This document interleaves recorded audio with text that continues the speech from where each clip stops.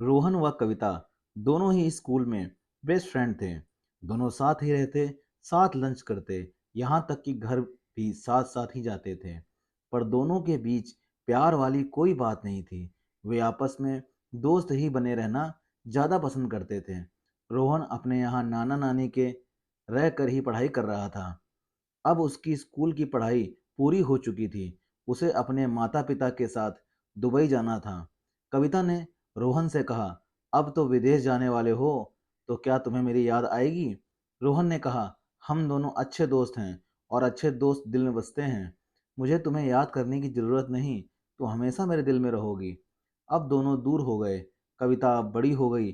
करीब 10 वर्ष बाद कविता के परिवार वालों ने रिश्ते की बात चलाना शुरू कर दिया। रिश्ता तो करना ही था। इधर रोहन अपने खुद के बिजनेस में लगा हुआ था।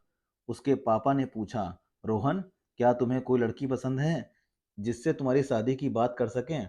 रोहन ने कहा, नहीं पापा, मैंने कभी लड़कियों को अपने जीवन में कुछ ज़्यादा महत्व नहीं दिया, पर मैं भारतीय लड़की से ही शादी करना पसंद करूंगा।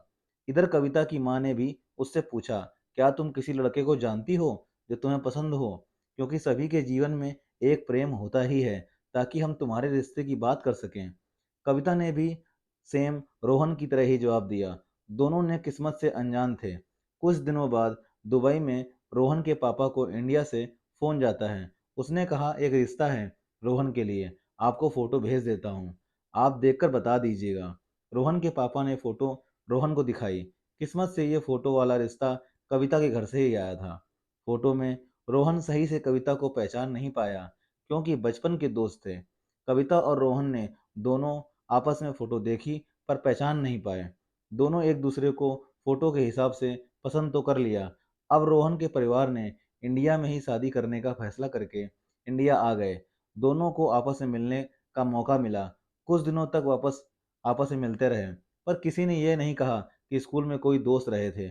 बस आपस में जनरल बातें करते रहते। रोहन के पास उसके बचपन के दोस्त का फोन आया और उसने कहा, अरे भाई, मैंने ही तेरे लिए लड़की देखी है, बता कैसी लगी? रोहन ने कहा, ठीक है। दोस्त ने कहा, क्या तुम उसे पहचान गए? रोहन ने कहा, आप क्या कहना चाहते हो? मैं कुछ समझा नहीं। तो दोस्त ने बोला, अरे यार, ये वही तेरे बचपन की दोस्त कविता ही है, जिसे तू अपना बेस्ट फ्रेंड मानता था। कविता को भी अब पता चल चुका था कि वह बचपन के दोस्त से ही शादी करने वाली है। इस बात को जानकर दोनों को आपस में बहुत बड़ी खुशी हुई और उन्होंने अपने बचपन की दोस्ती को प्यार में बदलना शुरू किया और कुछ दिनों बाद उन्होंने आपस में शादी कर ली। दोस्तों, इस तरह की लव स्टोरीज कभी आपके साथ अगर हुई हो तो प्लीज़ कमेंट बॉक्स में कमेंट लिखिए और चैनल पर नए हो तो चैनल को लाइक, सब्सक्राइब और शेयर कीजिए। जय हिंद, जय भारत।